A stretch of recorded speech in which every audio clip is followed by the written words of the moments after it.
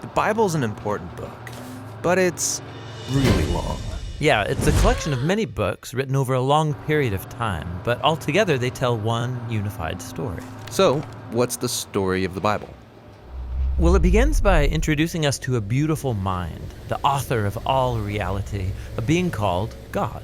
And he has the power to take the dark chaos of the uncreated world and bring about order and beauty and a garden full of life. And to crown this accomplishment, God appoints these creatures called humanity, Or in Hebrew, Adam. and they're made as God's image. Which means that they're commissioned to rule this beautiful world on God's behalf by harnessing all of its potential and creating even more beauty and order. This is a story about humans using their power to do meaningful, life-giving work. But the question is, how? Yeah, humanity now faces a choice that's represented by a fruit tree. So humans could partner with God and find freedom by trusting in his knowledge of good and evil.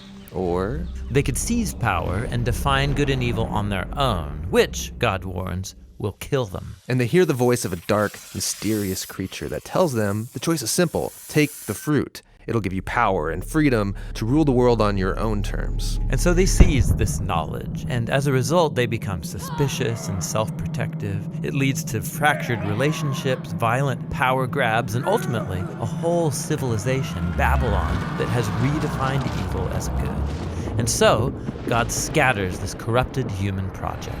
And here the story of the Bible takes an important turn. We zoom into the story of a man and a woman who come out of Babylon, Abraham and Sarah. Yeah, God promises that from them will come a new people, a nation that has another chance to make the right choice. And if they succeed, it will open up this new way forward for the rest of humanity. And this is why the rest of the Bible story is about this family. And it does not go well. Despite God's personal guidance, Abraham's family gives in to that same temptation to redefine good and evil on their own terms, apart from God. Even when their best people were in charge, rulers who loved God's guidance and had divine wisdom, even they gave in. And so Israel was warned by their own prophets that these choices would lead them back to Babylon, this time as conquered captives living in exile, and that's exactly what happened.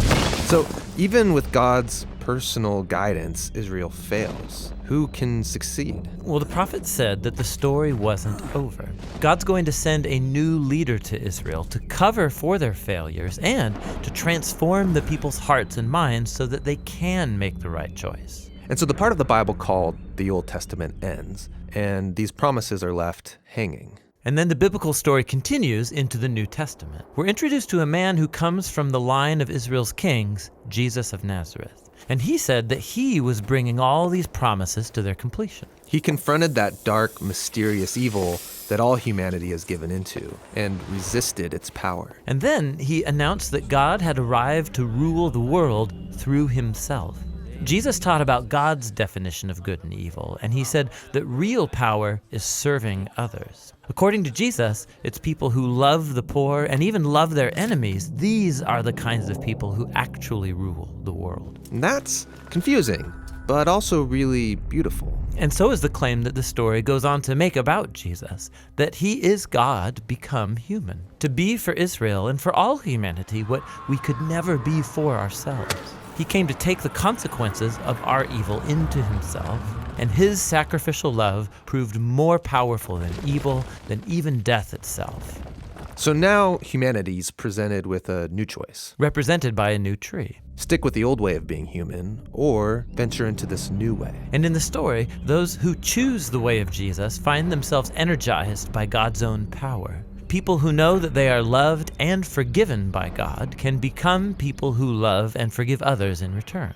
The Jesus movement quickly spread throughout the world, forming these new communities of people who follow the way of Jesus. But they faced problems. There was persecution from the outside by people in power, and inside there was confusion, even compromise. Yeah, because following Jesus is really hard. And so the movement's leaders, called apostles, they wrote letters to comfort and to challenge these communities to stay faithful to the difficult way of Jesus. And they're called to hope for the day when Jesus will come and change everything. And so the Bible ends by pointing to the future day, when all wrongs are made right, when evil is eradicated, heaven and earth are united, and humanity can rule the world together in the love and power of God.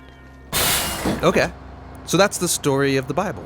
and it brings all of these books together. But what's interesting is that each book contains a different kind of literature that contributes to this story in a unique way, and that's what the next video will begin to explore.